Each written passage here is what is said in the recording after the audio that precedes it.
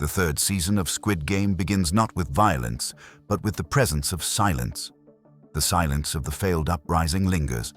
A pink casket is rolled into the frigid, antiseptic dormitory, a familiar symbol, a harbinger of yet another defeated player. But as the top creaks open, the revelation comes. Gi-hun has survived. He lies motionless, blank eyes, a man who is suffocating under guilt. His body is unbroken, yet his soul is destroyed. He says nothing. He does not even glance at anyone.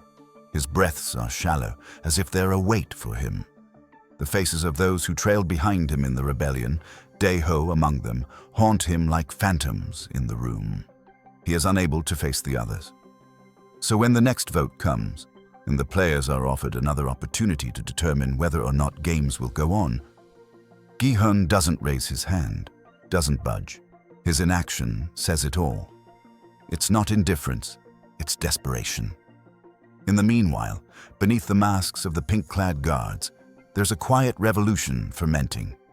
No Yul, who has witnessed too much and kept quiet for too long, starts to make his move. Her second mission is somber.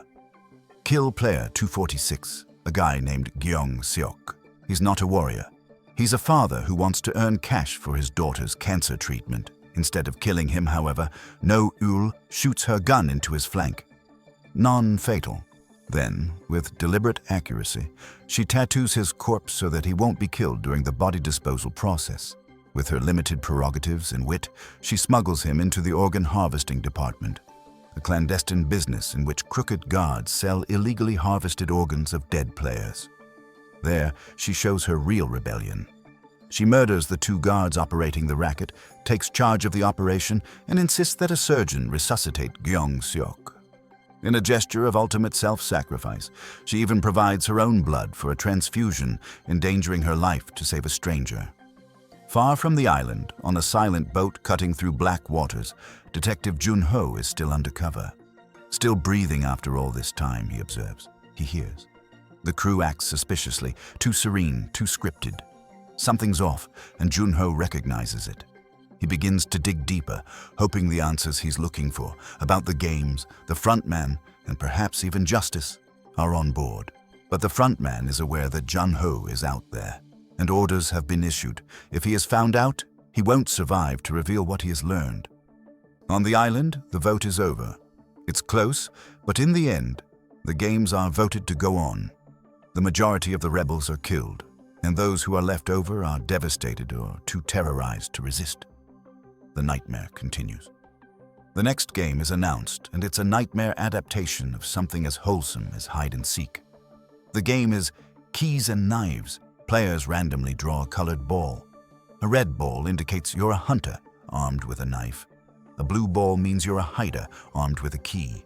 The hiders have to use the key to open one of dozens of secret safe rooms hidden in the facility. If they can't, the hunters are coming. But a twist before the mayhem starts. Players are allowed to exchange roles voluntarily.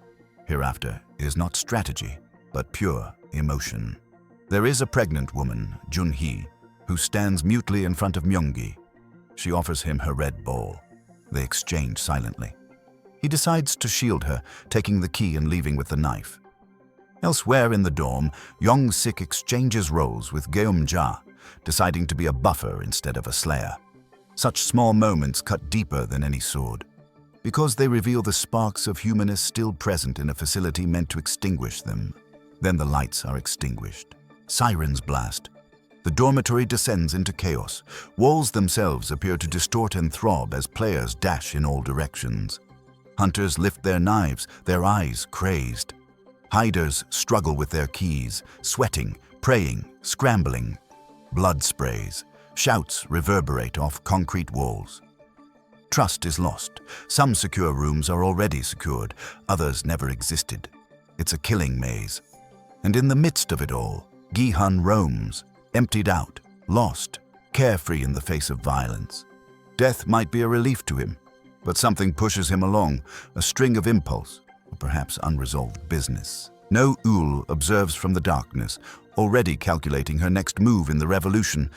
She now knows the system inside out,